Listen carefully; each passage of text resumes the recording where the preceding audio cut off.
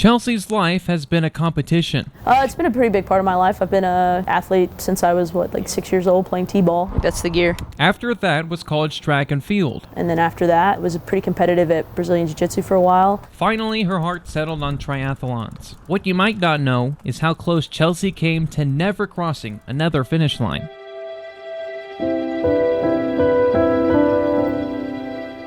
I was at a stoplight. All of a sudden felt car smack into the back of my car. I went forward into the seatbelt caught me, and then I slammed back into my chair.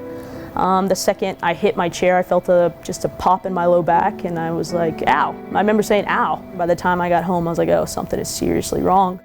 The next day, Chelsea had her back examined by doctors. And I went over to get checked out, and I remember it taking a long time. What is going on? And he walks back in and looks at me and goes, there are 3 doctors looking at your x-rays right now. Like, you've got a pretty significant fracture. A fracture caused Chelsea's spine to be out of alignment. She tried to rehab to avoid surgery, but the pain was brutal. Really specific. It was like someone took an ice pick and just shoved it into my spine. I'd go to bed thinking about back pain. I'd wake up thinking about back pain. It was tough.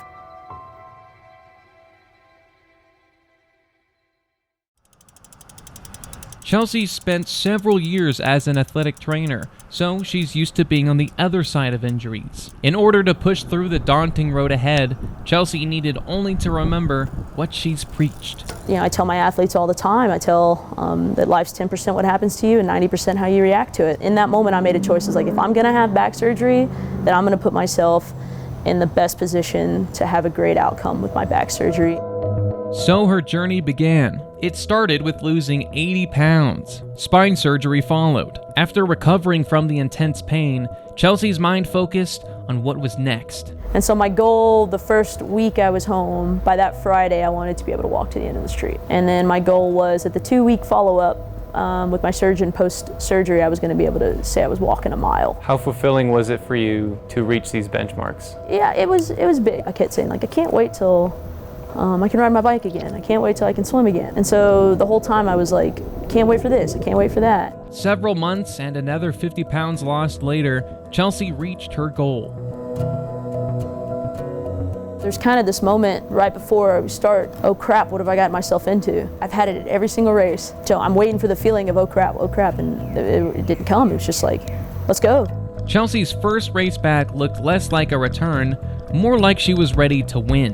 And as I make the turn to go up to the finish line, because it was uphill, looking down at my watch, realizing I've just ran the fastest 5K of my life, and then I came across the line, let out this big giant scream because I was so pumped and I'd thought about it and I'd visualized it, and now I was in it, and it was a really emotional experience just to kind of say, I did it. I really did it. Not only did she finish, she won her division. It's like, how about that? What a crazy story, right? Did it make the whole experience worth it?